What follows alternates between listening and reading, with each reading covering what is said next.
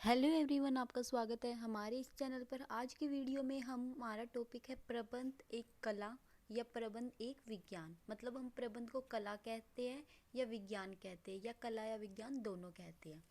तो सबसे पहले हम करेंगे प्रबंध एक कला। प्रबंध एक कला है तो कैसे है, ठीक है। सबसे पहले हमें कला का मीनिंग जानना पड़ेगा कि कला क्या होता है, ठीक है। अगर आपको मेरा वीडियो पसंद आए तो वीडियो को लाइक और चैनल को सब्सक्राइब कीजिएगा। आपको मेरे चैनल पर कॉमर्स से रिलेटेड हर इंपॉर्टेंट टॉपिक की वीडियो मिलेगी।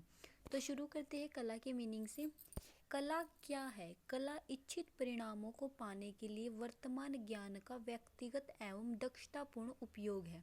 इसे अध्ययन, अवलोकन एवं अनुभव से प्राप्त किया जा सकता है। अब क्योंकि कला का संबंध ज्ञान के व्यक्तिगत उपयोग से है, इसलिए अध्ययन किए गए मूलभूत सिद्धांतों को व्यवहार में लाने के लिए एक प्रकार की मौलिकता एवं रचनात्मकता की आवश्यकता होती है। मतलब क्या है? कला क्या है? व्यक्तिगत एवं दक्षतापूर्ण उपयोग है। मतलब हम क्या करते हैं, जैसे कोई कॉमर्स का स्टूडेंट है, उसने क्या ले रखी है? कॉमर्स ले रखी है, ठीक है। उसको अकाउंट की क्या हो जाएगी? अच्छे से नॉलेज हो जाएगी। अकाउंट की अच्छे से नॉलेज होने के बाद वो क्या करेगा? एक अकाउंटेंट बन गया वो, ठीक है। तो उसने क्या किया? पहले उसकी नॉलेज ली, फिर उस कला का अपने कला का क्या किया? इस्तेमाल किया। वैसे ही कोई सिलाई सीखना चाहता है, उसने क्या किया? पहले सिलाई को सीखा, प्रैक्टिकली उसने वो काम किया, फिर वो क्या हो गया? उस कार्य में निपुण हो गया और वो उसको क्या हो गई? उसकी कला, मतलब उसकी कला क्या है? वो जैसे एक टेलर बन गया, तो वो क्या हो गई? उसकी कला। मतलब पहले उसने क्या लिया? उसका ज्ञान लिया और फिर क्या हो गए? वो कला बन गई, क्योंकि उसने पहले प्रैक्टिकली उसका यूज़ किया और फिर उसको क्या हो गया? उसका अच्छे तरीके से ज्ञान हो गया। उसके बाद हम कला की क्या क्या लक्षण होते हैं। सबसे पहला लक्षण है जो वो है सैद्धांतिक ज्ञान का होना। कला मानकर चलती है कुछ सैद्धांतिक ज्ञान पहले से है। विशेषज्ञों ने अपने क्षेत्रों में कुछ मूलभूत सिद्धांतों का प्रतिपादन किया है जो एक विशेष प्रकार की कला में प्रयुक्त होता है। उदाहरण के लिए नृत्य, जिसे नृत्य सीखा तो नृत्यिका बन गया कोई भी, नृत्यिका बन गई कोई भी। जन संबोधन हो गया, भाषण हो गया, संगीत हो गया, संगीत सीखकर संगीतकार बन गया कोई। तो ये सब क्या हो गए? सैद्धांतिक ज्ञान का होना। सैद्धांतिक ज्ञान होता है इनमें कुछ ना कुछ। जैसे कुछ सिद्धांत होते हैं, जैसे सिलाई है, सिलाई को कैसे करना है, कैसे क्या सिलना है, कैसे काटना है, कैसे सिलना है, सब कुछ सिद्धांत के अकॉर्डिंग सब कुछ चलता है। नृत्य में भी कुछ ना कुछ क्या होते हैं? सिद्धांत होते हैं। इसलिए कला का यह एक लक्षण है। सेकंड लक्षण इसका क्या है? व्यक्तिगत योग्यता अनुसार उपयोग। इस मूलभूत ज्ञान का उपयोग व्यक्ति व्यक्ति के अनुसार अलग अलग होता है। कला इसलिए अत्यंत व्यक्तिगत अवधारणा है। उदाहरण के लिए दो नर्तक है, दो वक्ता, दो कलाकार, दो लेखकों की अपनी कला के प्रदर्शन में भिन्नता है। जैसे दो व्यक्तियों ने नृत्य सीखा, तो कोई किसी तरीके का, कोई बॉलीवुड स्टाइल डांस करेगा, कोई क्या करेगा? क्लासिकल करेगा। मतलब सबका अपना अपना स्टाइल होता है। जैसे कोई मेहंदी लगाता है, कोई मेहंदी में थोड़ा अलग, जैसे अलग फूलों का यूज़ करता है मोस्टली, और कोई अलग तरीके से यूज़ करता है। उसी तरह जैसे अकाउंटेंट है कोई, किसी ने अकाउंटेंट का काम सीख कर अकाउंटेंट बन गया, तो कोई जैसे डेप्रिशिएशन का उसने कोई अकाउंट बनाना है तो कोई स्ट्रेट लाइन मेथड ज़्यादा यूज़ करता है, कोई रिटर्न डाउन। मतलब सबका क्या है?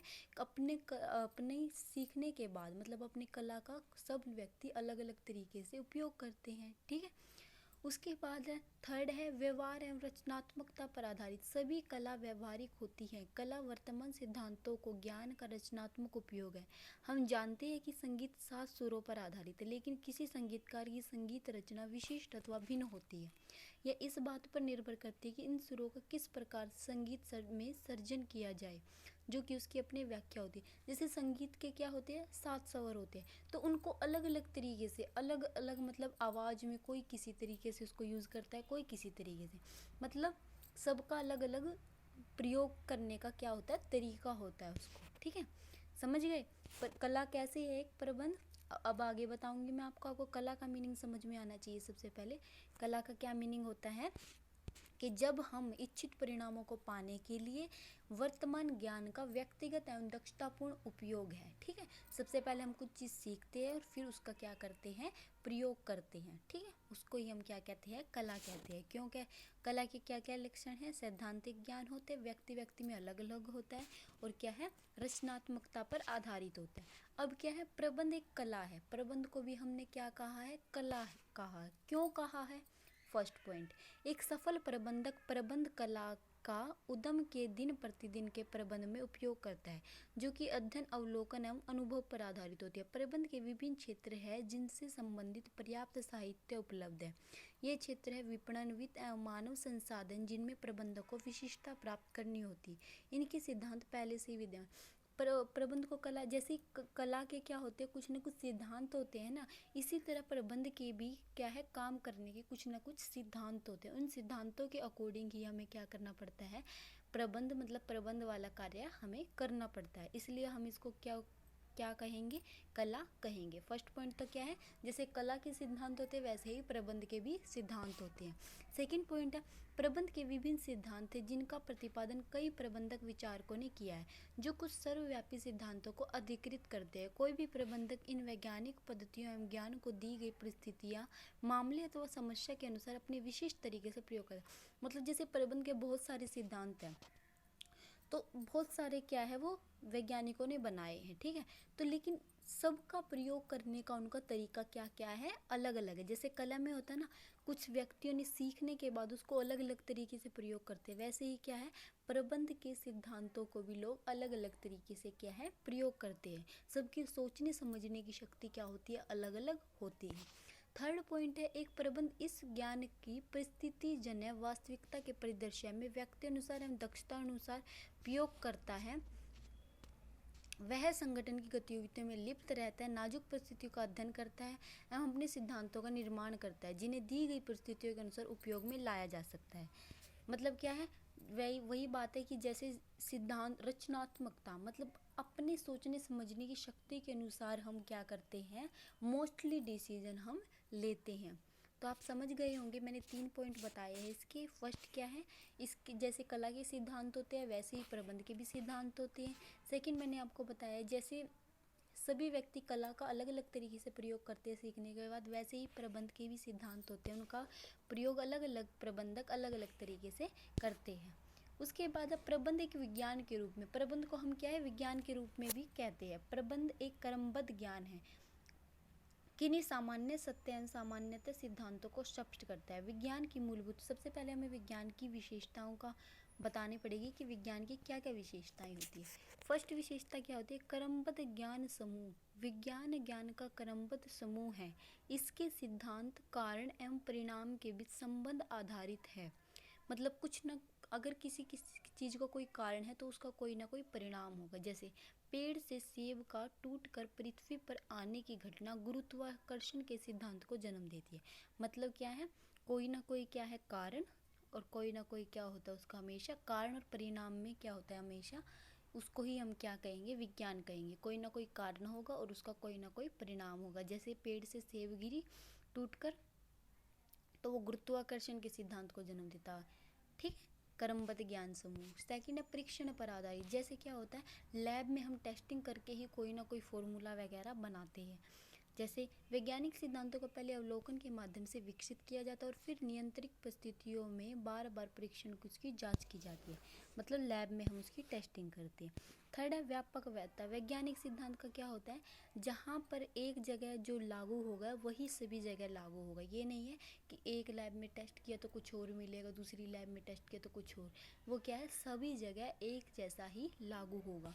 उसके बाद क्या है, उपयुक्त विशेषताओं के आधार पर हम कह सकते हैं प्रबंध क्या है, विज्ञान के रूप में कुछ विशेषताओं।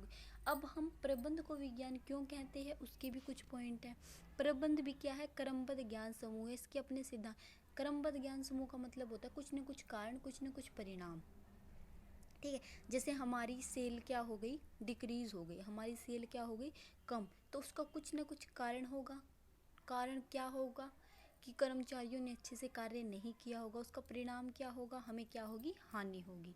तो कुछ ना कुछ कारण और कुछ ना कुछ परिणाम होता है, इसलिए इसके भी कुछ सिद्धांत और नियम होते हैं जो समय समय पर विकसित हुए। लेकिन ये अन्य विषय जैसे अर्थशास्त्र, समाज शास्त्र, मनोवैज्ञानिक, गणित से भी प्रेरित होता है।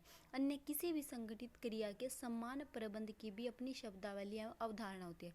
उदाहरण के लिए क्रिकेट अथवा फुटबॉल जैसे खेलों में चर्चा के समय समान शब्दावली का उपयोग करते हैं। मतलब क्या होता है, इसका कुछ ना कुछ कारण और परिणाम में संबंध होता है। जैसे विज्ञान में होता है वैसे ही क्या है, प्रबंध में भी कारण और परिणाम का संबंध होता है। सेकंड क्या, प्रबंध के सिद्धांत विभिन्न संगठनों के बार बार परीक्षण एवं अवलोकन के आधार पर विकसित हुए। अब क्योंकि प्रबंध संबंध मनुष्य एवं मानवीय व्यवहार से, इसलिए इन परीक्षणों के आधार को न तो सही भविष्यवाणी की मतलब जितने स्टिक नियम साइंस की होते हैं वैसे हम प्रबंध के सिद्धांत तो होते हैं, लेकिन इतने स्टिक नहीं होते। ठीक, मतलब ये नहीं है कि वो हर एक जगह समान रूप से लागू हो। ठीक है। थर्ड पॉइंट है, प्रबंध के सिद्धांत विज्ञान के सिद्धांत के समान विशुद्ध नहीं होते और न ही उनका कोई सार्वभौमिक, मतलब कहीं भी हम उसको ऐसे नहीं है कि एक ही जगह यूज कर सकते हैं, सभी परिस्थितियों में हम उसे समान रूप से लागू नहीं कर सकते। तो ये 3 पॉइंट इसके हैं। ये क्वेश्चन आपका 3 या 4 मार्क्स में आ सकता है। अगर आपको मेरा वीडियो पसंद आए तो वीडियो को लाइक, चैनल को सब्सक्राइब कीजिएगा। आपको मेरे चैनल पर कॉमर्स से रिलेटेड हर इंपॉर्टेंट टॉपिक की वीडियो मिलेगी। Thank you for watching my video.